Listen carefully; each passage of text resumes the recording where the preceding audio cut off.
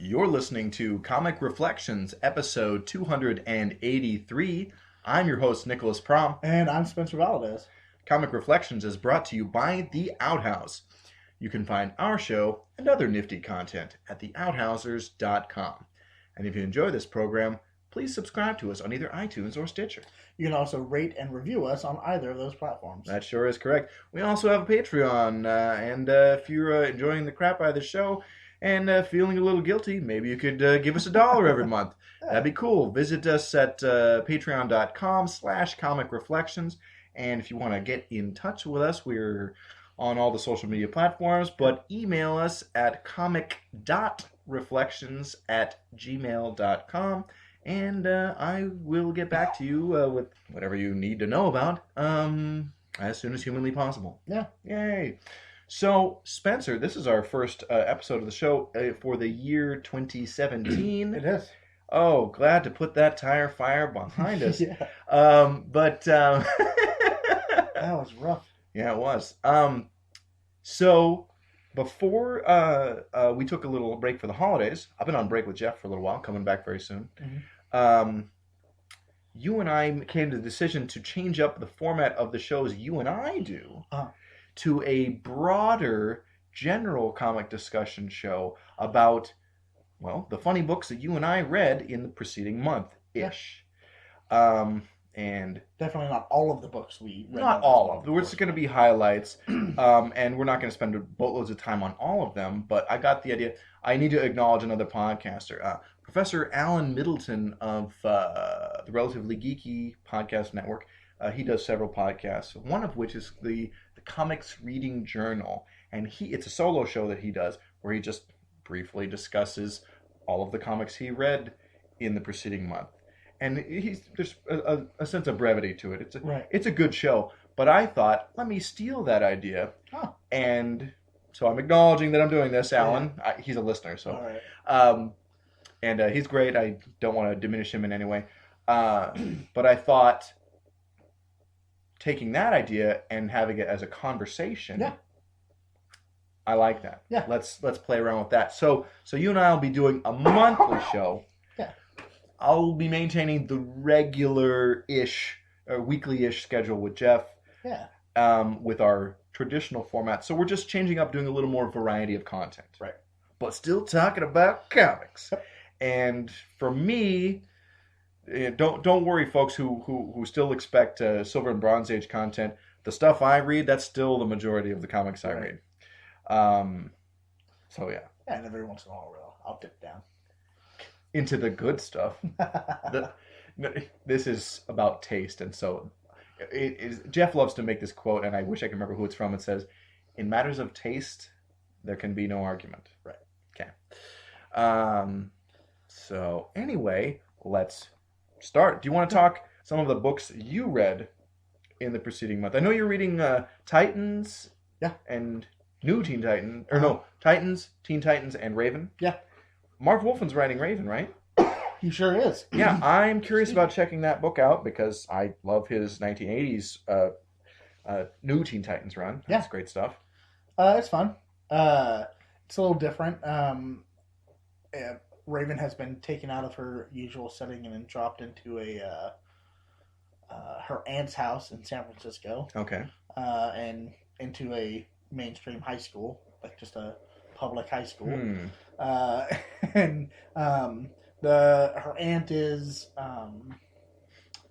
she is a very devout woman with her husband and kids, and you mean religiously? Yeah. Okay. And Raven is half demon. Yeah.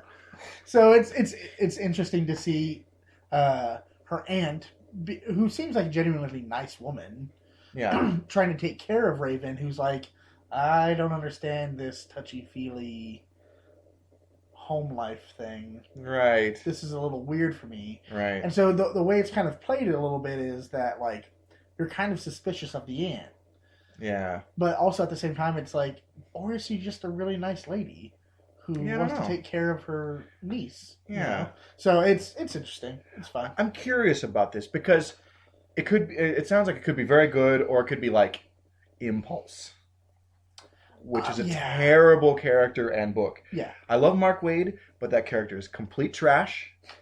And I don't care what anyone says about that. How did you feel about his appearance in Young Justice? I tolerated it. Okay. I mean, like, wow, he made Jaime Reyes look awesome by comparison. Who is a not bad character. Right. It's just like, I just want Ted Kord, Blue Beetle, like, Yeah. Well, like, or Dan Garrett. Yeah. But I mean, they're never going to do Dan Garrett. Uh-huh. But I have nothing against Jaime Reyes. It's just, I think a combination of it's like a new character, fine, but also it's jarringly different than yeah. other Blue Beetles. So I can see that as a strength because they're trying to break new ground with that. Yeah. But it's also somebody who's wanting the Blue Beetle isn't getting anything that feels like the Blue Beetle. Right. So yeah. Speaking of Young Justice, production started for season 3. Yeah, I'm excited about just that recently. because you remember how season 2 left Oh off. yeah. Vandal Savage and Darkseid. Yeah. So like new gods. We Yeah. already had the Forever People, so I'm like Uh-huh. the new gods for Young Justice season 3, awesome. And you know what? To me, if this is blow up amazing, I would think that even in season 3 or maybe having to wait for 4, the logical thing for another certain young group of superheroes to come in, the Legion, Yeah. who would be amazing because they had their own animated series, which is not my cup of tea, Uh-huh. but I'm glad they had a show. Yeah. So, Better yeah. something than nothing, right? Yeah, exactly. So it's like like the original Teen Titans cartoon, like meh, but then they got it right with Young Justice. Yeah. You know what I mean? So like Oh, you didn't like Teen Titans Go? no, but I'm referring to the one that yeah. the other one. I haven't really seen much of Teen Titans Go, I haven't but it's either. like even more kiddie and Right. like okay, there's no substance to this, so I don't really care. And it has Cyborg, so it's totally worthless. Well, here's the thing. I like Cyborg in the context of the Wolfman and Perez original or 1980s New Teen Titans. Uh-huh. He works in that group, but shoehorned into the Justice League, it's like, dude, this guy is not A-list. No matter how much you want to make him A-list, it's just tokenism. He's redundant. I really feel he's redundant. Explain that. So, he's computer guy, right? You have Batman. You He's have- heavy hitter. You have Superman. He's Yeah, I mean, I get it. Like, having your tech guy, but isn't Batman already your tech and strategy guy? right. So you're just parceling out part of what Batman does, Mm-hmm. which I think it's okay to have other guys in the league who are like tech guys and Batman can focus on other things. 'Cause he's also very busy, Yeah, I guess. but, in his solo career, yeah. which is funny to think of it that way. But Batman, the busiest man in comics that doesn't have powers. So it's like, it is more implausible than anything Superman ever did. Right. But it's hard because DC doesn't have like a lot of great black superheroes. I mean, like Jon Stewart. Yeah. Jon Stewart and Black Lightning, but Black Lightning, as much as I like him, he isn't that great. Right. And I'm copping to that now. This is for the first time. But yeah, I'm like, okay, and you got your Lantern covered in that one too. Mm-hmm. I feel like that's a much better choice than Cyborg Yeah. every day of the week. Yeah. And and if you're gonna do Justice League, the core of that team should always be the original Magnificent Seven. Yeah. Because like Cyborg isn't Martian Manhunter, and nobody is. No. And Martian Manhunter fills a specific role in the league that nobody else really does. I mean, power level is similar to Superman, Right. but then he does a lot of things that Superman doesn't do, and that he's the fish out of water. Well, and, I mean, You know, if you look at Young Justice, Yeah. Their communication is through telepathy, yeah, and so that's something that I think that that's was brought on by Ms. Martian. right. Yeah. And I think that's something that would be incredible for a team. Yeah. Any team. Yeah. SEAL Team 6. Telepathy, great. Yeah, no, having that comm links are fine, Right. but telepathy brings you a whole nother level of stealth. Mm-hmm. And like in the Justice League animated series, and I mean including Unlimited with that. Right. Okay, Martian Manhunter was so great and so integral to that team. Like I never want to see the league, the league without him. Right. You can have a Justice League Europe, you can have a Justice League International, okay, but I want him on one of those teams. And he is in one of those, I think, but in whatever book got canceled. Right. The one with Animal Man and Adam Strange and Right, stuff. yeah. By the way, that for like 6 issues, I started buying because it was they brought in the Legion for a story arc. And Jeff Lemire was writing it. I'm like, oh, Jeff Lemire's great. Yeah. I'm like, it was terrible. It was so boring. It was so boring I didn't care about it at all. Wow. Lemire? He's usually, like, even, like, boring is tolerable. Like, I was thinking, like, this guy's a good writer, and I love the Legion.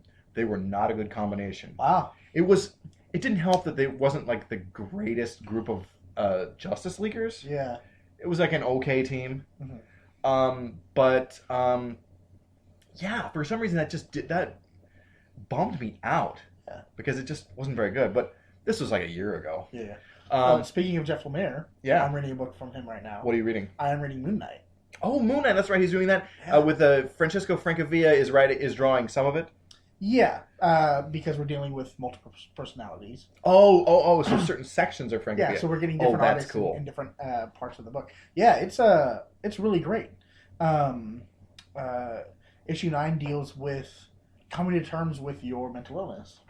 Nice. Which is extremely relevant these days. Yeah. There's a lot of stuff that's going on right now about breaking down stigma about mental illness, and I think that's awesome. Absolutely. And one of the biggest proponents of that, Carrie Fisher. Yeah. Who just passed away. Right. I mean, I'm sure many people have seen this, but she was interred in an urn shaped like a Prozac pill. Right, yeah. I'm like, that's hilarious. Yeah. I think being able to acknowledge that we are imperfect. Yeah. And we all need a little help. Yeah. Is deeply humanizing and opens up dialogue and connectivity between people that I think we tend to shut off and close away from. Right. Does that make sense? Yeah. So I mean, it wasn't too long ago where people with mental illness were just shoved in a hospital somewhere and forgotten. Well, right. And so coming so far as to having modern comic books being written about, dissociative disorder, having people come out and be like, look, this is what I deal with on a regular basis, it just has to be freeing. Yeah. For people who've just tried to hide it their whole lives. Yeah. And I'm really excited about the possibility of this paradigm shift where we're looking at this, how can I help? How can I, not, oh, that person's crazy, right. and like, and distance ourselves from them. Connected to this semi-announcement, sometime in 2017, I am hoping to launch my Shelley Duvall podcast that I told you about, but maybe not all our listeners. It's going to be called, tentatively titled, I Love Shelley Duvall. Mm-hmm. And every episode, I think I'll do it as a monthly, every episode will be focused on one film or major television appearance from Shelley. And over the Christmas holiday, I was telling my family about this, and my mom said something kind of like, oh, I heard she's crazy. Like, you heard, I'm like, Mom, look, she's a person. Right. And yes, she needs help, and I hope she's getting it. Mm-hmm. But that doesn't diminish her contributions or Absolutely. her value as a human being. Absolutely. And this podcast, as I hope to launch in 2017, I need to really secure a co-host, someone local. Yeah. Someone who also really likes Shelley. Yeah. I wanted to celebrate her career and not focus on yes, it has been revealed that she has mental illness. Like, she's a human being. She lived a very interesting life. Yeah. And a very colorful career with lots of interesting turns. Yeah. And I think there's a lot to mine there. Uh-huh. So that's a project that I'm hoping to come to fruition in 2017. Yeah, it'd be great. Anyway, back to comics. Yeah. So you read Moon Knight, Jeff Lemire, Francavilla, good stuff. Oh, it is excellent. It's very good. Excellent. What else are you reading from Marvel? From Marvel, I'm reading. Over the last book, did you read a Moon Knight book? Oh, I read a one shot. Uh-huh. Let me look in my journal here. Get past the feelings. Oh yeah, I read the Moon Knight Divided We Fall one shot from 1992, and I think it's at least partially set kind of in the early 80s. Okay. Or in the 80s, because there's like I think there's an assassination plot against Gorbachev, so it's got to be late 80s. Yeah. It was okay. Right. Yeah. I haven't read tons of Moon Knight. I think he looks cool. It was like Mark Spector has got his team. He's got his girlfriend, and then he's got like an associate or two that kind of help him with the crime fighting. Mm-hmm. You're reading Moon Knight. I forget the friend. He's like a commando type. Right. He's French, I think. But anyway. Right. Yeah. Yeah. But anyway, he's being a dick to them, and then they're endangered, and there's a mission, and then they kind of have a reconciliation and stuff. Gotcha. And the villain, who is this weird black guy with dreadlocks, who I'm like, I don't know who this guy is, and I forgot about him already. Right. Like it wasn't that great. Right. But anyway, he engineered this whole plot about Gorbachev, and it was really, he didn't care about that. It was really about getting Moon Knight. Gotcha. And whatever, it was okay. Yeah. So in December, number 9 dropped for Moon Knight. It'd be a good place to pick up if you're interested. That's a good new beginning of a new arc. Yeah. You would be able to fill in any gaps. Okay. Yeah. Is Marvel still doing that front page in the issue that's recapping what's been going on? Yeah. Great. So they do the kind of overall cap, like this is kind of where the story's going and where. And then there's a specific what happened last issue. Last time we left off here.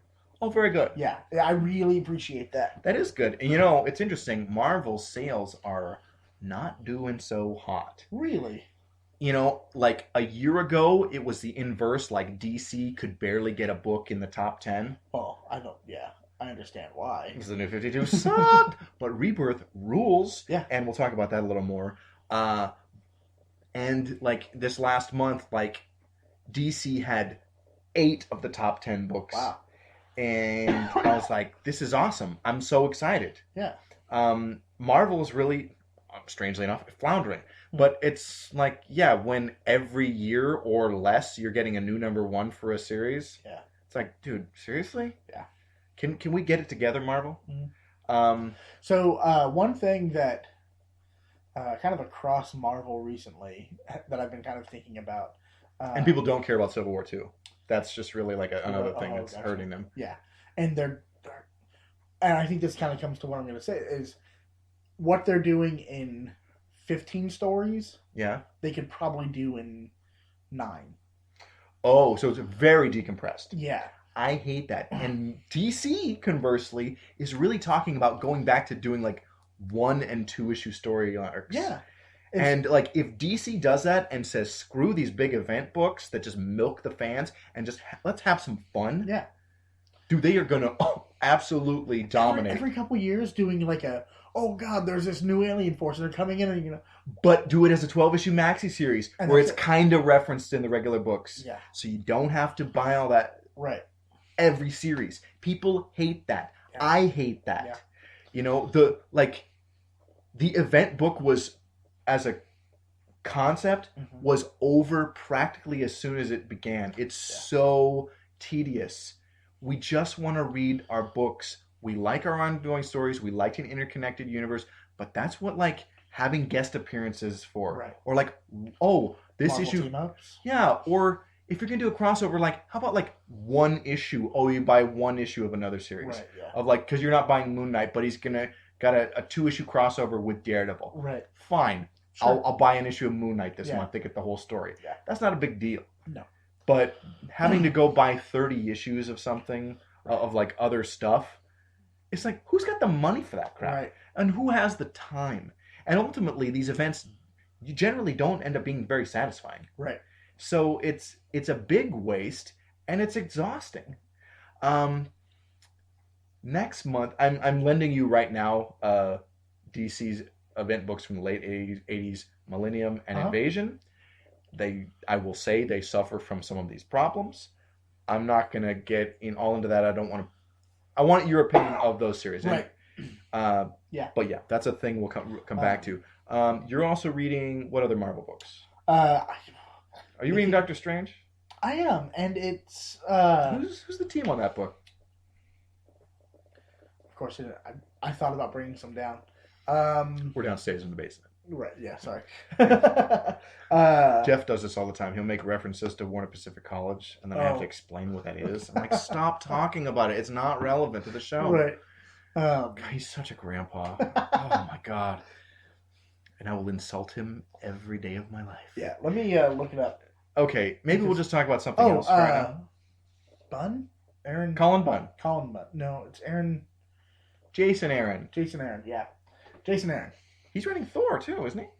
I think so, yeah. Is he writing the Unworthy Thor, which I know you're reading? He is. Yes, he is. He's writing that and the regular Thor with the boobies. Yeah. That's weird that's the regular Thor now, but whatever. So I have loved that book. I have heard that it's great. Except right now, Meh. It's doing the stupid take 10 issues to tell a 5-issue story. Yeah, and I think what we're learning, the comics are, at least DC is amazingly picking up on this. They're usually slower on the uptake. But it's just like, people are sick of the decompressed storylines. Yeah. Stop milking us. Just give us something that we're going to enjoy. Yeah. And then we love it so much, we'll want to come back. Yeah. So, I know that you weren't a huge fan, but I was reading the Teen Titans before kind of the shift to Rebirth. Yeah. And they were kind of doing this.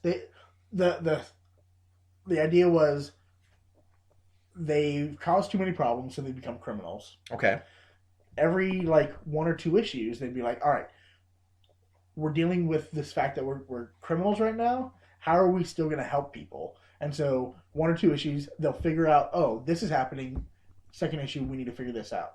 Good. Oh, okay, so that's cleared up. Oh, crap, we're criminals. How are we going to deal with that? And so it's leading into this kind of... This is the classic Marvel Comics formula of short arcs, like 1 and 2 issue story arcs, like Villain of the Month or whatever, okay, but with long undercurrent, long running subplots.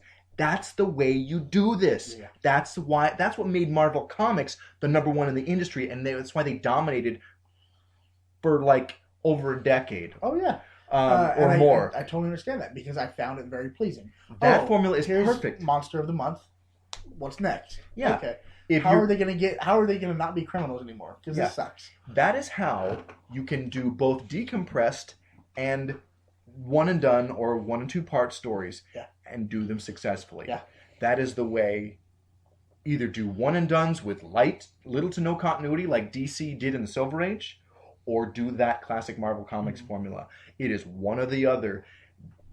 I'm sorry, if you want to do good comics, good superhero comics, big 2 comics, that is it. And there can be no deviation, or I am bored at the tedium and frustrated at spending $4 or $5 for this crap.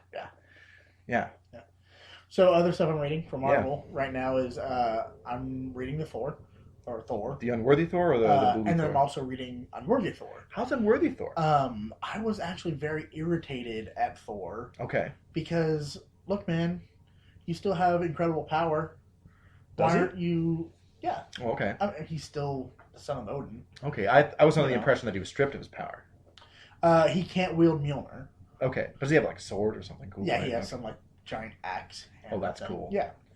But it's like, does Thor ever learn his lesson of humility? Like, geez, like I think you look at the Simonson's run of Thor, he's like the most noble, worthy guy. Yeah. It's like, why would you backtrack? Like, why would you fall back into like being a douchebag? I don't get that. I have to dig out the first couple issues of the new Thor. Yeah. Because we find out why. Oh, okay. The Watcher before he died. Yeah. Or someone else. Someone like the Watcher. Someone like the Watcher. I'm like trying to think who else that would be. Comes up and whispers a sentence into Thor's ear. Yeah. And he drops the hammer and he realizes he's unworthy. I bet it's a trick from Loki. That's what I did too, but he couldn't pick it up. He spent weeks, months. Oh, he couldn't pick it up? He couldn't pick it up. And it wasn't just like a mental block? Yeah, so he finds something out, and I don't know if they ever revealed it in Thor. Weird, okay. Thor. Maybe it's a thing that will be revealed. Yeah. But that's kind of where we pick up, is he's been told this thing by the Watcher. Yeah. And so now he's just, whether or not he's worthy of wielding Mjolnir, he's still very good at killing trolls. Oh, cool. And so he's just been going around killing trolls. Trolls are a problem. And so, and giants. He's been killing giants. Yeah. So he's been going around killing them. That's cool. But then he gets word that there's another Mjolnir. Another Mjolnir? Yeah. So apparently... not like Beta Ray Bill's hammer, which is called something else. He shows up. Good. I love him. He's awesome. He actually kind of offers his hammer to... Stormbreaker. Yeah. He offers it to Thor, and he's like, no, that's yours. I want mine back. So apparently there's another hammer out there from another universe because it was so powerful. Yeah. It's going to be the hammer of the ultimate, I'm using air quotes, the ultimate Thor. From Something like that, yeah. It's going to be that bullcrap. Yeah. Because after the most recent Secret War, there's a sort of blending of those universes, and which I'm not keeping up with. I'm like, I don't care about this. Another universe died, but because Mjolnir was so powerful, it's not something that can just die because the universe dies. What Marvel is going through now is like the post-crisis growing pains that DC experienced in the late 80s. Yeah. Because there's strong books, but almost none of them are fun. And I find post-crisis to be lacking in fun, and it's overly complicated and overly talky. Yeah. And I'm like, this is the opposite of like solving the problem you thought you had. Right, yeah. Like you were supposed to make this simpler and easier to read, and it's actually way more complicated. Yes. And less satisfying because it's not, fun. Yeah. So, yeah, Marvel's in the gutter, but Image. Reading Image books, Paper Girls. Yeah. I've read the first 3 issues and love it. Yeah. You've read, what, the first 10? Yeah, first 10. It's dope. It's Brian K. Vaughan and Cliff Chang. Mm-hmm. Cliff Chang, beautiful. He did art on that Brian Azzarello Wonder Woman run.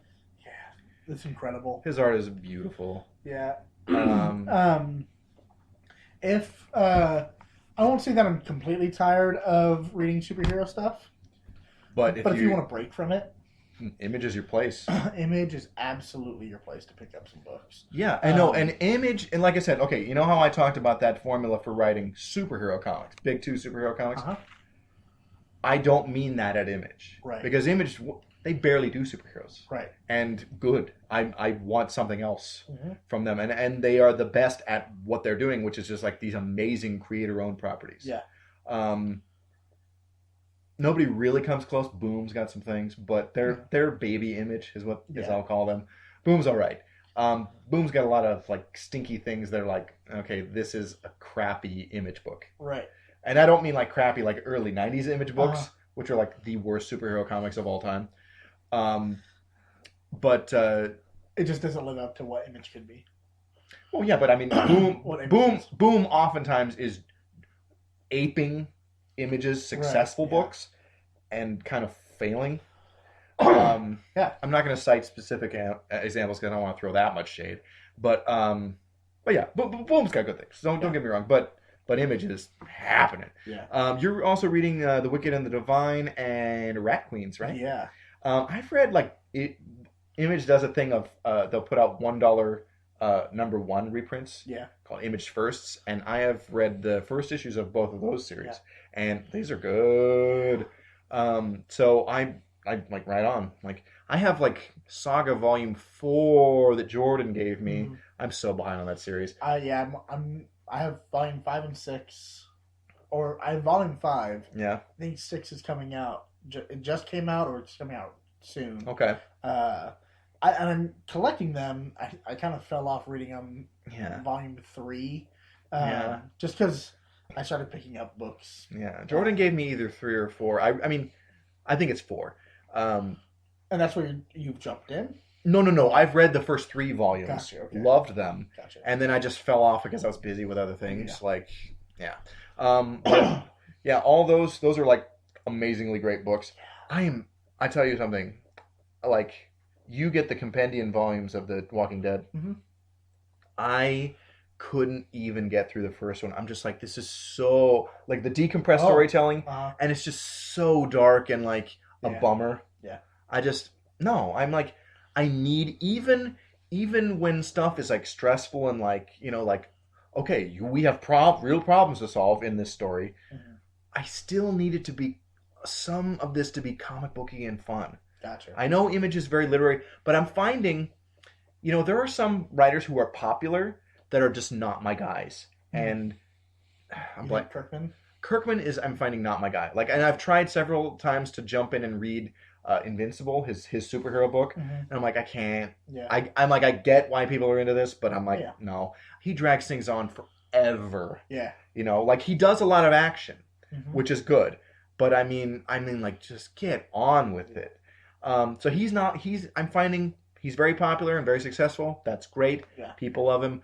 I'm finding that he's not one of my guys. Gotcha. Another guy, I've mentioned it before, Brian Azzarello. He's so popular, and I'm like, I don't understand why. Yeah. I tried to read 100 Bullets, and I was immediately turned off by all this just like terrible ghetto talk, ghetto speak, like slang. And I'm just like, look, I don't want to read that. Right. I get that there's a world outside my window where people talk like that. Yeah. But I want I want to read about characters who speak in complete sentences, right. Cogent thoughts, and also I think when Azzarello is writing, say, Superman, or when he did the Rorschach book for the Before Watchmen, he frequently fails to capture the voice of these characters. And for characters he's made up, fine. I actually think he did okay with Wonder Woman. Oh, okay. I read a few issues of that. That's not bad. But, and I'll probably say, for me, that's probably his best work. But, like, he did this series, Superman for Tomorrow, with Jim Lee on art. And I hated it because I'm like, who is this guy that's talking? Because that's not how Superman talks. And so I'm really turned off by that guy. Yeah. But, yeah. You're reading what are you reading else from Valiant? Reading Valiant. So just one more thing on Image. One thing I've always struggled with reading, whenever I've read any Wonder Woman, whenever she's in anything, okay, I've always Wonder Woman. Yeah. You said Image and then Wonder Woman. I'm gonna do that. Okay. One of the things I've always struggled with, any female character really. Oh boy, here we go.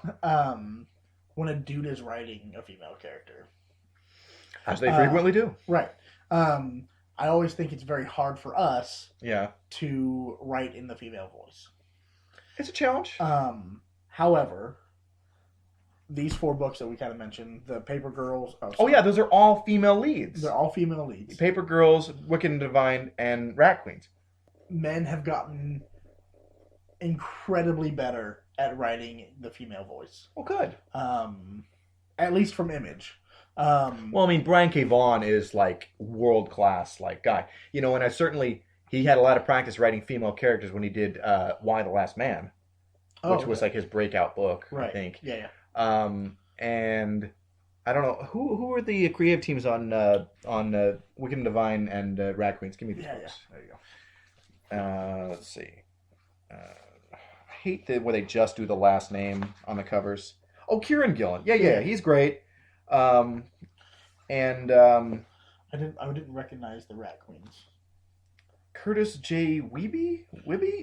That's who. It's anyone's guess. Yeah. I'm unfamiliar with that person, so I can't tell you anything. But yeah, Kieran Gillen's gold. Kind of jumping to the Valiant, I'm reading Faith. Yeah. Love that character. She's great. A female writing Faith. Good. And so, who is the writer? Jody Houser. Okay, I don't know her, but I've read an issue or 2 of Faith, and I'm like, right on, this is good. I enjoy the character. I like. Mm-hmm. I liked her in the original Valiant from the 90s, but I like her better in the new Valiant. I will say, contrastly, Conversely. Conversely, I don't know what. It depends on what your next thought is going to be. Sorry. the Mighty Thor. Yeah. Jane Foster, Thor. Yeah. Very. It has a masculine touch to it. As and one would expect from a Thor book, regardless of gender. Right. I don't know. And female characters can be masculine. No, that's totally true. But I don't see. Look Jane at the Foster She-Hulk that way. Okay, and that's fair. You know what I mean? But then again, like, on that same token, you don't expect Billy Batson to be heroic. You expect Captain Marvel to be. That's true. So, I think Thor is the Marvel Comics version of the original Captain Marvel. Okay. Touch the magic object, say the magic word, become a hero. Yeah. Okay. So, in that sense, I see where you're going. she is the female Thor in Marvel is the idealized, best, most heroic. It's all her greatest strengths personified and amplified into this character. Yeah. So that's the thing. Yeah. Faith is great. It's silly. And dealing with fun issues. Yeah. It's not everything. Doesn't she have a romance with Archer from Archer and Armstrong? Yeah. That's cute. Yeah. It's been I've really enjoyed Faith. Yeah. And in fact, before I picked up the issues I just recently did, I was thinking about dropping it. Were you? Because the arc had seemed to kind of like really slow down, and then it just picked right back up again. Well, there you go. Sometimes you'll have an issue that's just kind of a lull. Yeah. If that continues, it's like if you read a couple issues in a row or 2 or 3 issues in a row, it's like this is poopy. Specifically, that I was going through that with the most recent Winter Soldier. Oh yeah, who's working on that? No, it was a few months, almost probably 6 or 7 months back. Oh, okay. And I was just reading it because I wanted to read a Winter Soldier book. But sometimes you might. But it just wasn't very good. Oh yeah, and that happens. You gravitate towards characters. Mm-hmm. But then if their book isn't very good, it's like, don't just follow something because you love a character. Like, make sure it's like you're really enjoying this. Right. And it's like, at one point, like Loki was showing up. Like, why is he dealing with Loki? Oh, that's crap. But like, you know why? Because they're both the hot guys in the Marvel movies. Whatever. Which is so lame. But like, you know what I mean? Yeah. That's pandering, I feel. Yeah. But the thing is, and I've said this before, like, okay, new comics fans. They'll say, I like Batman or Spider-Man. Right. I'll read that book. But it's just like, once you're reading comics for a while, it's like, pay attention to who's writing and drawing these books and follow those people. Yeah. If they're still on those book, on that character you love, awesome. But follow them around and maybe you'll find other stuff that you'll like. Maybe even better. Mm-hmm. So yeah. There's plenty of books of characters that I love. That are garbage. Yeah. Like that was it Dynamite? Yeah, Dynamite had that revival of the Thunder Agents a couple years ago. Oh yeah. And it was garbage. Oh really? And that bummed me out. Yeah, I bet. I think it was IDW, not Dynamite. Sorry, Dynamite. But yeah, it sucked. And which is a bummer for me because I love the Thunder Agents. Yeah. But, I have the whole Silver Age run in hardcover, so I'm gold. Right. And that stuff is perfect. Yeah. Wally Wood, Steve Ditko, it's gold, Jerry. So I noticed when you let me look at your notes, you have a Wally Wood book. I do. I at the Rose City Comic Con, I found I scored an amazing deal on the full run of reprints that Fantagraphics put out from their Eros Comics imprint of Wally Wood's Sally Forth. Right. When you brought this up in my notes, you thought it was the syndicated comic strip. Yeah. That it's like, well, that's kind of lame. Which I actually kind of do like that comic strip. Right. And I'm kind of down on comic strips, newspaper strips anyway these days because it's all gag strips. Right. But Woody's Sally Forth is like, I think he did like late Silver Age or it's a Bronze Age thing. It is something he did for like a military newsletter or something like that. It was syndicated in that. Oh wow. But it's a whimsical, funny, adult comic about Sally Forth, who's this beautiful buxom blonde character, and some wacky enlisted men who are goofy characters, and they just kind of go on wild adventures. Like they'll go to the moon, they go to the jungle, whatever. And poor Sally just can't seem to keep her stay in uniform. But like it, yeah. Oh my gosh! But it is such a fun and funny comic, right? And there's not a lot of funny comics that I gravitate towards. But I mean, I love Wally Wood. His art is beautiful. You know, he wrote, penciled, and inked this stuff. And it's gorgeous. You're looking at some stuff from Google Image. It's beautiful, isn't it? It is incredible. Yeah. I have that entire series in reprints, and I lucked into finding them because they're kind of hard to get, especially at cheap price. I got them for $3 an issue, which was a steal. Yeah. I got an amazing deal, and I'm very fortunate. It's hard to come by, but if you get a chance, read Sally Forth, especially if you're a fan of Wally Wood. Yeah. If you like his old funny stuff from the early days of Mad Magazine when it was a comic book, the color comic before the black and white magazine. This is comparable to that as far as the humor goes. And then, Wally Wood, the art is gorgeous. Right, yeah. And he draws the most beautiful girls, and Sally is no exception. Mm-hmm. And it's a great comic. Yeah. Yeah, so... some other things. What are some other things you were reading? You want to talk about, or you want to go? No, let's jump over to yours.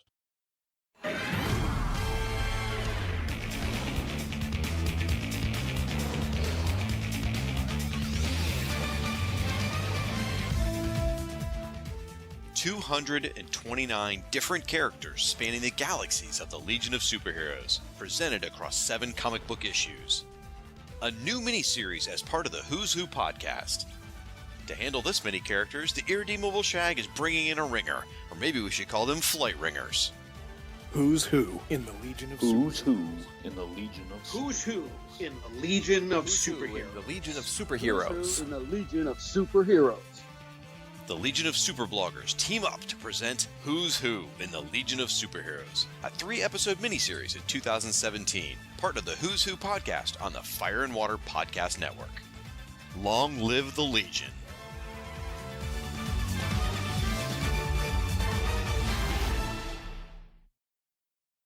Oh yeah. Let's see. Did read some. Yeah, I was reading Sally Forth. Read some black and white reprints of Conan the Barbarian from that 70s run. Some great stuff with Roy Thomas writing, Gil Kane art. Yeah. I still like the John Buscema drawn stuff the best, but Gil Kane is definitely my number 2. Yeah. The other major artist on Conan of the period is, and who he started the series, Barry Windsor Smith. I like him okay. Some people really love him, and I'm like, right. Please bring on the John Buscema stuff. Like, I can't get to that stuff soon enough. And so that was enjoyable. I was reading some of that. Let's see. Yeah, I finished up reading Millennium and Invasion, which you and I think we'll try and talk about next time. Yeah, I've got some things to say about that. One thing that I got in here that I know you brought up was I read the 2-issue limited series Predator versus Magnus Robot Fighter from 1992. Barry Windsor Smith did the covers for that series. Okay. So we'll just jump right into that. But Jim Shooter wrote that, plotted it, and then John Ostrander, who wrote, he wrote Suicide Squad, the post-crisis one, and I think he did a Dr. Fate series, and he's done some other stuff. He wrote something else that I read this month that I'll mention. He's good. His stuff is very wordy. Oh, okay. Typically, which is not necessarily bad, but he fits right in with that post-crisis DC. Gotcha. That's like his wheelhouse. Yeah. Which is not a bad period. Oh, and with art by Lee Weeks, who is one of my favorite artists on Daredevil. Okay. There's a brief but wonderful run on Daredevil that Lee Weeks drew in the late 80s or around 1990 or so, leading up to issue 300 of Daredevil. It's probably like 300 and like the dozen or so preceding issues. And they're wonderful. It's some of my favorite Daredevil stuff. But anyway, he drew this series, and this was cool. It's it's from Valiant's 1990s version of Magnus Robot Fighter, which is not incongruous with the Silver Age Gold Key Magnus. So I think you could look at it and say it shares continuity with that, which is cool because I love that stuff. The old Russ Manning Magnus stuff is glorious. It's really wonderful. And maybe the best thing that Gold Key ever put out, I might say. Wow. Dr. Solar, Man of the Atom, not far behind. Those are just stellar Silver Age books. But yeah, I read those. Pretty fun. Yeah. If you recently read Archie versus Predator. Yeah. Which I haven't read, but pretty fun. So much fun. And I love the original movie Predator. Mm-hmm. I recently watched it again. I'm like, oh man, get to the chopper. Yeah. But I said it all weird, but there's so many great lines in that movie that it's one of the most quotable movies, and one of the greatest movie monsters, and it's a great action movie. Yeah. It has it all the macho stuff, which you need sometimes. Come on, I'm a man, damn it. But yeah, it's a fun limited series. It's a great creative team, really. Mm-hmm. I mean, Shooter, Ostrander, and Lee Weeks, sign me up, baby. Yeah. And beautiful covers by Barry Windsor Smith. So it's 2 issues. You can pick it up in dollar bins or whatever. I don't know. You might have to spend like a couple bucks on them, but they're worth a read. It's very cool. While I'm talking a little bit about Gold Key, I also read an issue of Korak, Son of Tarzan, number 4 from 1964. Really fun. I didn't write down the creative people.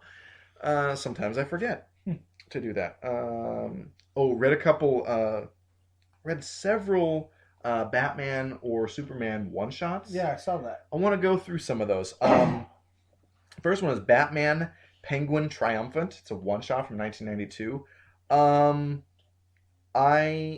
John Ostrander wrote it. Joe Staton drew it. I really didn't like it. I like Joe Staton. He's done good work on Green Lantern. His creator-owned character from the 70s, E-Man, from Charlton, and then later First Comics, is pretty fun. I just wasn't into this. Post-crisis iteration of the Penguin is creepy and sleazy, and I recently read the first, I think 8 or 12 issues of something like that of Ostrander's Suicide Squad. And the Penguin shows up in that in like the second or third arc. And I think I really don't like how he writes that character. And that is a weird distinction to make. Yeah. I think Ostrander's a fine writer. But I'm kind of just not into his Penguin. Which is a character that I'm like in the Golden Age context and Silver Age context I'm very interested in. Yeah. I think there's a lot of DC characters post-crisis that I end up getting kind of turned off by. I can see Does that make sense? Yeah. And that version of the Penguin just kind of leaves me cold. So you can't win them all. Another one I read was in Elseworlds. It's a Superman. It's called Distant Fires. It's an Elseworlds from 1998. The creative team on this was awesome.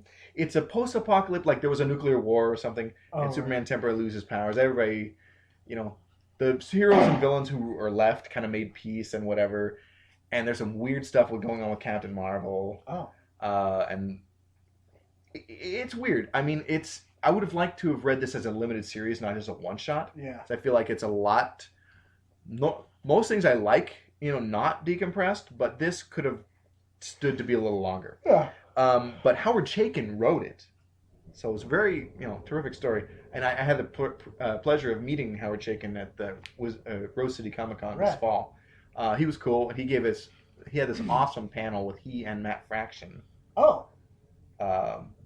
And that was great. Yeah, I bet. But Gil Kane penciled this. Oh, wow. 1998, so this is like Yeah. It's very near the end of Kane's life because I think he died in 1999. Oh, wow. Something like that. And penciled by Kevin Nolan, who I know I've read stuff of his. I'm kind of blanking on his career, but it's like he does beautiful stuff. He inked it, and it was really weird and awesome. Like the blending of those two styles was a beautiful thing to behold. The only thing that would have made this series better for me was if it was set in if it was set as an imaginary pre-crisis story. There are post-crisis elements like the Matrix, Supergirl, stuff that I don't care about. Yeah. Then I was like, okay, that leaves me cold. But wow. What? I'm just looking at some of it. Some of the art from that. Yeah. Yeah. No, it's a beautiful book, and Captain Marvel looks incredible by Gil Kane and Kevin Nolan. Like, oh my gosh.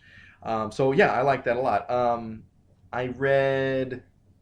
There's another Elseworlds one-shot from 1991. It's Batman Holy Terror, written by Alan Brennert and with art by Norm Breyfogle. And I think they were the regular Batman creative team around this time. It's a weird one-shot where Bruce Wayne grows up in this weird theocracy. America is this creepy theocracy, and any metahumans, they're like end up as it develops in the story, they're like imprisoned and stuff, and he finds out that his parents weren't just murdered by a random thug. It was like they were killed to silence them because Thomas Wayne was helping people that, as a physician, that he wasn't supposed to be helping. And so, I don't know, it's creepy. There's a lot of weird implications. There are some interesting guest stars in it. Pretty cool. I mean, have you read many Elseworlds stories? I've read a few. But, okay. I mean, just kind of like the bigger ones. Yeah. The Nail. Oh my god. Oh, The Nail is a masterpiece. And another Nail, its follow-up, is quite good. I didn't know that was Same creative team. Oh, cool. Yeah. Alan Davis. I don't remember who else worked on it, but it's awesome. I want to say it was Mark. It's one of the Marks, either Miller or Wade, and Alan Davis. I want to say. Maybe I'm totally wrong. I can't remember. But I read the Star Trek Legion of Superheroes limited series, co-published by DC and IDW.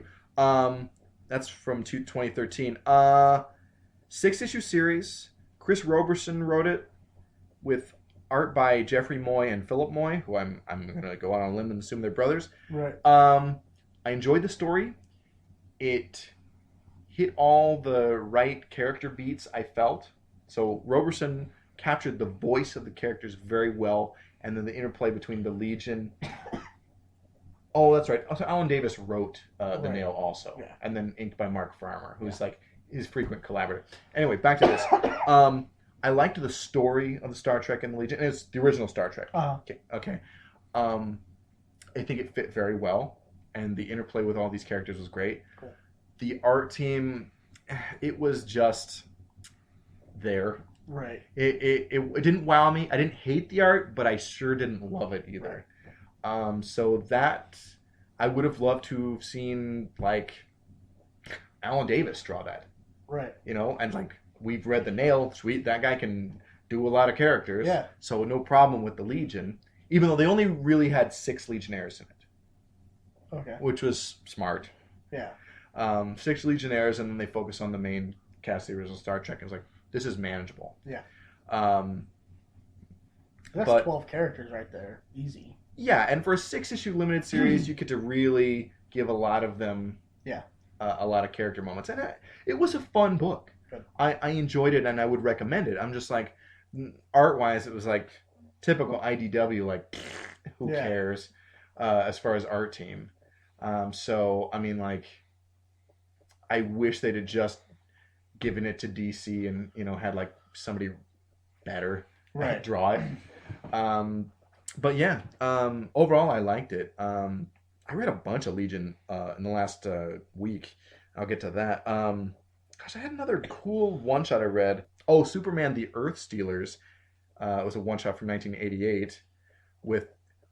Okay, John Byrne in Post-Crisis took over Superman from Curt Swan. Uh-huh. He wrote this, but then Kurt Swan and Jerry Ordway did the art. Oh. So it was the best of both worlds. Yeah. Because John Byrne's, the post-crisis Superman is like my second favorite Superman. Okay. Pre-crisis, of course, my first. Yeah.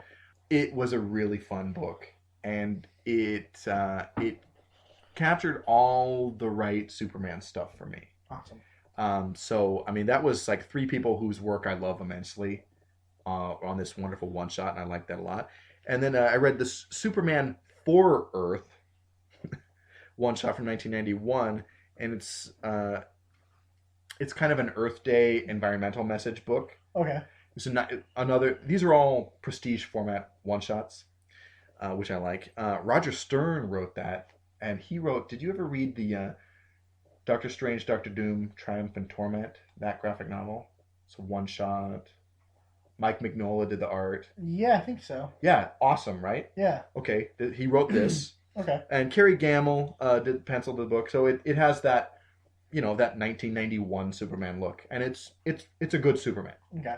And it was just an environmental awareness and stuff, and all the paper in the comic was printed on recycled paper, cool. And in the back pages they had all these resources for like environmental groups that you can get involved with, and I liked it. It was just it felt good, and it's like even Superman can't do it all, so you can't just leave it to Superman, right? Yeah. And I got it was messagey, but it was good.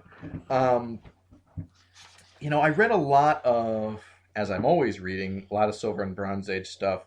Let me do some quick stuff. I read. Let's go from the beginning here. I started the Marvel saga with Jerry from the Worst Comic Podcast Ever. That's just the name. It's actually a pretty good show. And we've done a couple episodes of that. So I read those issues, and so it's me getting back into some early Silver Age Marvel, and that's fun because look, I lean on DC heavily. Right. So I read more of that, and so it's cool getting back into those. Let's see. I read.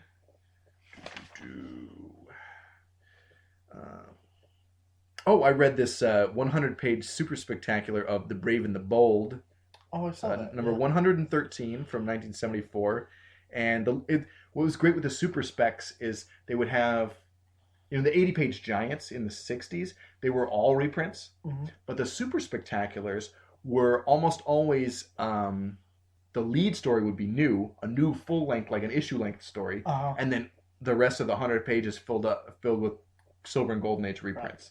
Right. So this has a cool Batman and Metal Men story by Bob Haney and Jim Aparo. Cool. So it's like, this is my Batman. Uh-huh. It is zany Bob Haney, so it's super fun. Jim Aparo, the greatest Batman artist of all, to me. And it's a team up. Right. Which is the context I like Batman best in. You know what? I just read a Doctor Strange with that kind of format. Yeah. There's a new story to begin with. Okay. And then it was like, oh, by the way, here's the origin story of Doctor Strange from the Silver Age. Oh, they had the reprint? Yeah, they reprinted it. Nice. And then the modern comic. Yeah, it was great. Oh, that is great. Fun. And then there was like a backup one to that. Because I thought you said there was a team up. Oh, but you're talking about how the super spec, like, backup stories and there's some reprints. Yeah. I love that. Yeah, it was fun. So yeah, that was pretty cool. And it had like Silver Age reprints of Green Arrow, The Challenges of the Unknown, Hawkman, and the Viking Prince. Mm-hmm. And so there's I can't remember who did the Green Arrow, but it was like the Challengers was a Jack Kirby story. Hawkman and Viking Prince were both Joe Kubert drawn. Mm-hmm. So awesome. Yeah. So yeah, that was really cool. And I read an 80-page giant of Our Army at War, number 190 from 1968, and it had both Sergeant Rock and the Haunted Tank. Nice. I think this was it's an 80-page giant, so it was all reprints. Uh-huh. And also had some of the other DC War characters like Mademoiselle Marie, Johnny Cloud, who was a Native American fighter pilot. Oh, nice. And pretty cool character. And Gunner and Sarge, which is like, it almost was a Sergeant Rock story, but it wasn't quite. I love Sergeant Rock. I read some other Sergeant Rock as well. I was just thinking. What's that? If DC wanted to make an extra buck. And they should. They could, for, I don't know, the Magnificent Seven, you called them earlier? Yeah. The Founding Seven, Silver Age Seven founders of the Justice League. They could charge an extra $1 or so per every comic they're putting out today or now. And you have a backup and reprint of a classic. Backup reprint in the back. They should.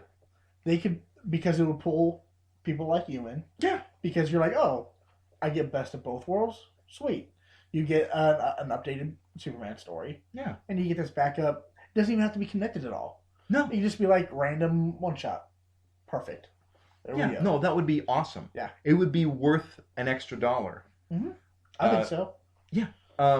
Because that would absolutely get me buying all those books. Yeah. Or at least, the characters that I really like. I love Silver Age Superman. Right. That is the best to me. Because it's so crazy and wacky. Like, it would make me pine for a Jimmy Olsen ongoing again, just so I could have like wacky Jimmy Olsen reprints to read. Yeah. That is very cool. I like that idea. I do too. It was your idea. Like, oh, I hate my own ideas. But yeah, and I read some stuff. I read like Marvel had so many reprint books in the 70s. One was called Fear, and at least right, yeah. And the early issues of that series, it later had original content later in its run, and they called it like Adventures into Fear or whatever. But the early issues, like number 6, which I read from 1972, had all these Silver Age monster reprints with like Jack Kirby, Steve Ditko, and Don Heck. Right. And it was like monster and science fiction stuff, and that stuff is super fun. I bet. Silver Age crazy. That is what I should have called this podcast. Silver Age crazy? Yeah. Except we talk about so much Bronze Age stuff. Yeah. Yeah, there's no way to parse that out like, and like Bronze Age. Yeah, so how about a generic title? We'll call it Comic Reflections. Yeah. Let's see.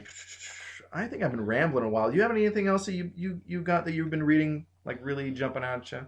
You know what? I've been reading I get pretty much every Deadpool book that comes out. Are you getting sick of this character? Not even because I've asked for it. You're just getting the shop just like, oh, he likes Deadpool. There you go. And they keep coming in. I'm like, because you just meant to get just the main Deadpool book, right? Totally. I just wanted to get the Deadpool book because I was like, you know what? I read some of these books. Thor is very kind of. But your pull heavy. list, your pull sheet just says Deadpool. Just says Deadpool. So they put all of it in there. Yeah.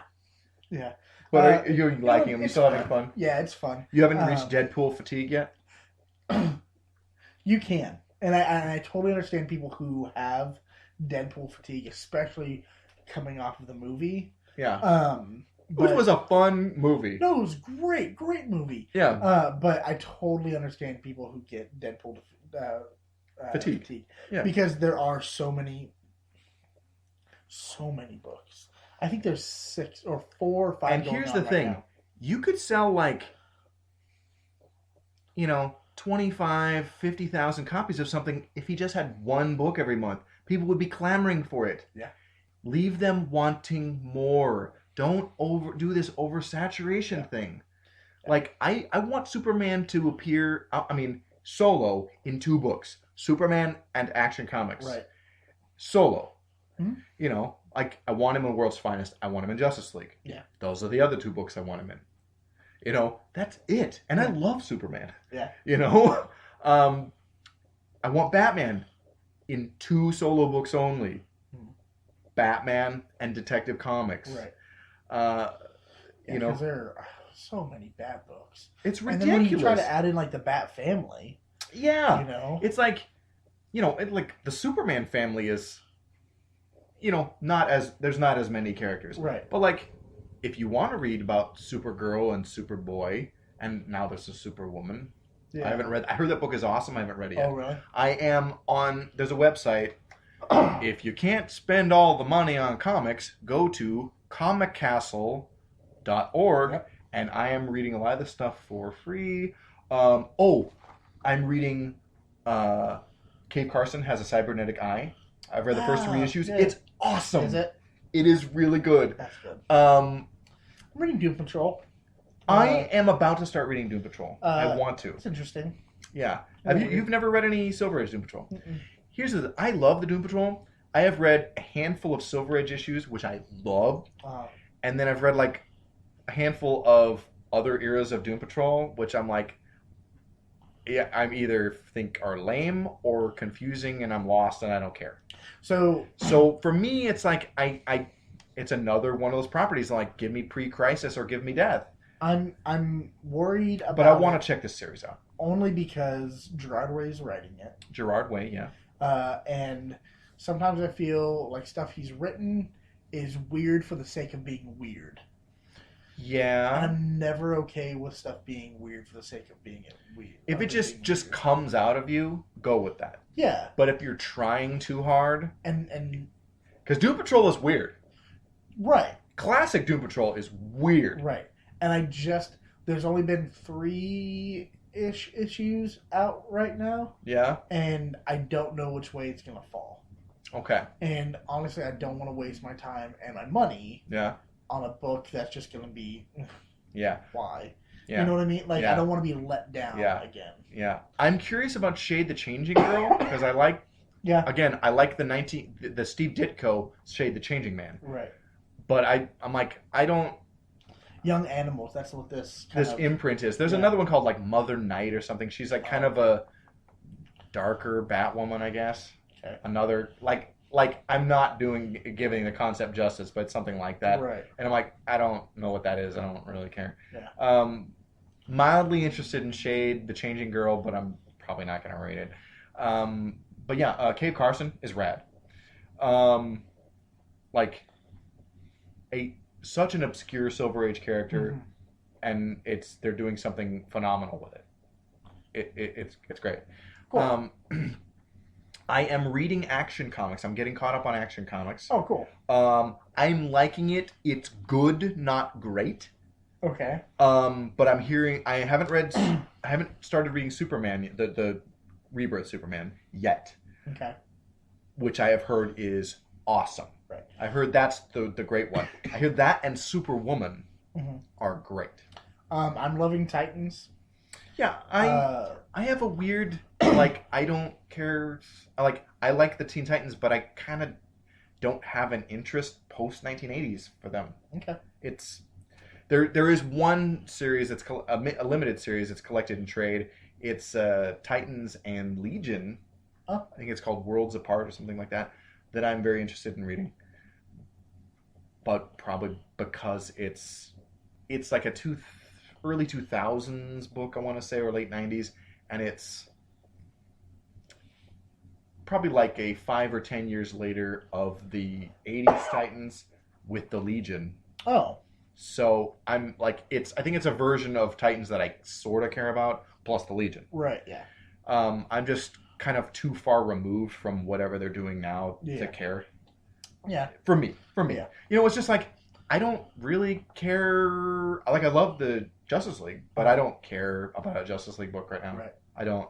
But I'm always afraid not to care about a Justice League book because that's where the huge event's going to come through. Yeah, but to hell with huge events. I know. You know? I know. Like, I'm like, you know what? I love DC heroes. I want to focus on their either like the weird off to the side hero groups, like maybe Doom Patrol. I'll check that out. Or like just the solo heroes. Like, I hear All-Star Batman is awesome. I haven't read that yet. I've heard that too. I've heard that's the best Bat book right now. I've heard that reading The Flash is supposed to be very good. I haven't heard anything about it. No. And I mean, I really like Titans because they're dealing with Wally West and him coming back from the Speed Force. Oh, awesome! Yeah, I loved the Rebirth one shot. Things that DC's doing that I'm kind of like, they're doing a Justice League versus Suicide Squad limited series. That's what I heard. Which I'm like, okay, that's a fight that's over in a minute. Yeah. I mean, I think this versus Suicide Squad has got somebody a little more. They're bringing in somebody a little more powerful that I can't remember who they were. Gotcha. But like, still, I think any team that has Superman, it's like anyone's going to fight them is going to lose. Yeah. Except for like the Fatal Five or something. Mm. Because they're really powerful. But and also, I'm cautiously optimistic about the Justice League or DC Universe meets Watchmen thing that's coming. Oh yeah. I mean, look, they're getting folded in, and Dr. Manhattan is the reason for Rebirth. So okay, Yeah. because thank you, deciding that he was the character who is controlling or affecting the multiverse or whatever. This was their way out of a terrible mess they'd made with New 52, and that character is the answer to all problems. Oh, something sucks? Dr. Manhattan can change it. Yeah. And so, to me, I would hate for them to use that though. As the plot device all the time. Yeah. I think you could find two ways to do it subtly. Good job with Rebirth. But do we need any more? Do we need him anymore? Maybe. I don't know because I'm not reading every book. Unless they screw it up. Right. But yeah, I'll be honest, I'll probably just ignore the Watchmen stuff as long as I can. Yeah, I mean, I didn't get to finish reading the Before Watchmen, even though there were several of those series that I thought were great. Yeah, I thought that was better than the... I thought the Minutemen book was great. Yeah.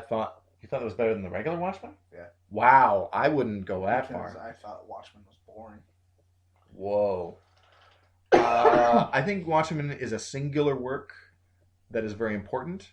It is not like traditional comics, and that's on purpose. And I respect that. And the pacing is different than traditional comics.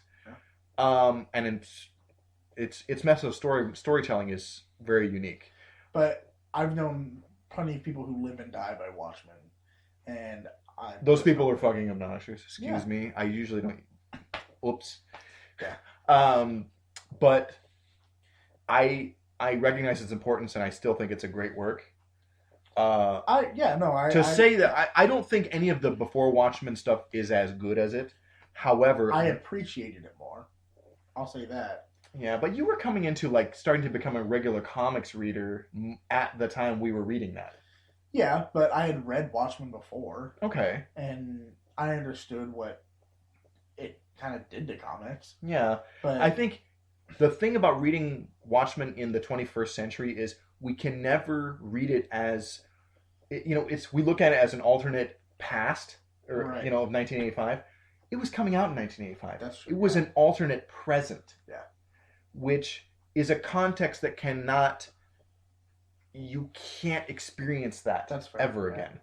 That is, fans that were reading comics monthly in the 80s have a unique experience with that book. Yeah. That being said, getting back to Before Watchmen, while I don't think any of that stuff that I read, I didn't read the completion of any of those series. I thought that the Minutemen book was good. I thought the Night Owl book was good. I thought the Ozymandias book was good. And the Silk Spectre book was pretty good. Yeah. I love the art because I love Amanda Conner. Yeah. But the other ones I thought were trash. Rorschach was terrible. Yeah, Brian Azzarello was garbage. Yeah, that's right. Yeah, he it's like you had one job. Yeah. Get this character right, and you blew it. And that character could have been. And the comedian book was just like, this is ugly. I love the art. J.G. Jones, I think, drew it. The Rorschach book, though, could have been incredible. It could have been, because that character is so interesting. But DC dropped the ball, giving it to Azzarello, who sucks, and I don't care what anyone else says. He's garbage. His Wonder Woman is pretty good. That's it. Yeah. So, Azzarello is riding the coattails of vastly superior writers such as Alan Moore, Neil Gaiman, Mark Miller, and Grant Morrison, all of whom still have their failings. Yeah. All of them still have their stinker books. Mm-hmm. Maybe not Neil, but his stuff. Neil I think, has a higher level of quality, but it's also pooftier and not as exciting. Does that make sense? Yeah, yeah. But I respect Neil Gaiman tremendously, and above all of those other guys I mentioned. Grant Morrison has become he was once whatever he does is going to be gold for me. Yeah. And it's like, no, I need to wait and see because there are things I'm not going to like by this guy. But anyway. I'd say Mark Miller is a wait-and-see guy for me. Yes. I think I became a Mark Miller guy, and I happened to read specific things that all of it I liked. Yeah. I got really excited when I read Kick-Ass. Yeah. And then I really liked... Red Sun? Wait, what? Red Sun is his. Oh, yeah. Yeah, and Red Sun. And I enjoyed Power Girl. Or no. He wrote Power? No. What's her name? Hit Girl. Hit Girl. Yeah. I enjoyed that. Yeah. That's good stuff. And I was like, sweet, I'm going to go find other stuff. And I just, what? This isn't... Yeah, I liked Super Crooks, which is one that nobody really talks about. Uh-huh. And I really like and think is good Jupiter's Circle / Jupiter's Legacy, which is, I think, is most recent thing. It's very good. Mm-hmm. I'm behind like one volume of the trade of one of them. Right. But did you do something like this, like Secret Service or something like that? Yeah, and that became a movie, and I'm like, that I don't care about that at all. It looks stupid. It's garbage. I don't care about it. The movie wasn't bad. I enjoyed the movie. Yeah, it was conceptually, I'm like, I don't care about this. It had Kick-Ass had kind of some silly elements to it. Yeah. This movie did too. Yeah. Incredible action scenes. Yeah. But a lot of Mark Miller has had a lot of charges of being misogynist or rapey in his books. Okay. I seem to have somehow missed those books. Okay. I didn't read Secret Service, and maybe it was there. And I read like an issue or two of Superior and Nemesis, which I didn't finish them. So maybe I missed the rapey misogynist stuff. I don't know. I mean, I just know that there are books by him I like. There are ones I'm like, I don't care about at all. So yeah. And Alan Moore's crazy now. Yeah. But I mean, I love his 1980s work will always be wonderful to me. And even in the 90s and 2000s, he has brilliant stuff. It's just hit or miss. I think we covered all those guys. Did you say Frank Miller? Frank Miller's. I was listening to all these British guys or UK guys. Yeah. Miller's American. Oh, okay. But he's crazy, and anything he does now is pretty much garbage. Sucks. But love his old Daredevil stuff. Yeah. And I'm souring on his Batman actually. Oh yeah. Yeah. But anyway, I'm trying to think. Is there anything else that I read that I just jumped out at me that I really wanted to talk about?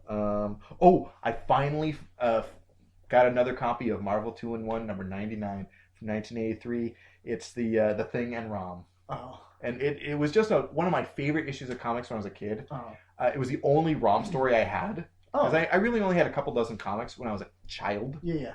And like I thought Rom was so awesome, but I never came across other Rom issues. Oh. So, and like now as an adult, I'm putting together my Rom run. Yeah. By the way, avoid like hell the Rom coming from IDW because it's garbage. Oh, really? Is it IDW? Yeah, it is IDW, and it's crap. Really? Yeah, I hate it. I was so looking forward to it, and it's trash. Bummer. Yeah. Anyway, hey, I read some Charlton stuff. I read some Silver Age Aquaman and Avengers. I read a couple Charlton Phantom issues. The Ghost Who Walks. Love that character. He's a lot of fun.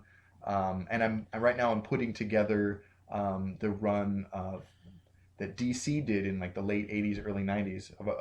There was a 4-issue miniseries and then the 13-issue ongoing that DC did of the Phantom, and I'm almost got that complete. So we'll probably talk about that maybe next time or the time after. Yeah. I don't know. I think that was all the major stuff. Read some Gold Key, Star Trek, and different things. I read a bunch of 70s and 80s Legion this week, and that stuff was fun. Anyway, we should probably wrap up. It's probably good. We're kind of like tapering off or just kind of getting rambly here. Yeah. This has been Comic Reflections. Next month, gosh, this is going to come out mid-January. It's going to drop mid-January. And so mid-February, you'll get another episode talking about roughly episode, whatever. Words are not finding my mouth right now. But anyway, another episode talking about the roughly month preceding issues that we read. Comic Reflections is recorded in Portland, Oregon, and produced by Sean Roof. He's the worst. He's really not. Until next time. Guys, we finally developed our time machine. Should we use it to go back and see how Stonehenge was built? Or become friends with Hitler and convince him to stay in art school. Or we could go back in time and get the comic books we missed. Yeah! The Comic Book Time Machine. A journey back in time to explore comic books. Good and bad. Whether from 7 decades ago or 7 days ago. Join our journey at comicbooktimemachine.com.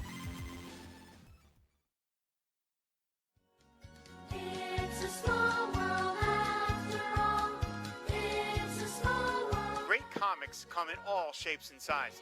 Coming soon from the Fire and Water Podcast Network.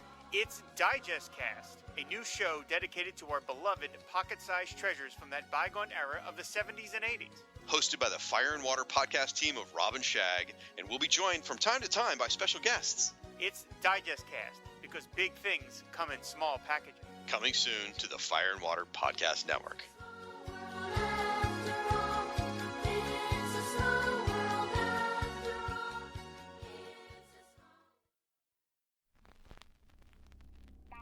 You are about to see the first public exhibition of an entirely new form of entertainment.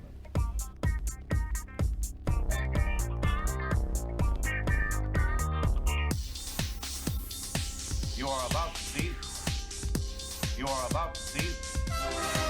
Because you demanded it. It's Treasury Cast, a podcast devoted to the greatest comics format of all time, the Treasury Edition. DC, Marvel, Archie, IDW, and more, bigger than life. It's the Treasury Cast, part of the Fire and Water Podcast Network. Available on iTunes, Stitcher, and on fireandwaterpodcast.com.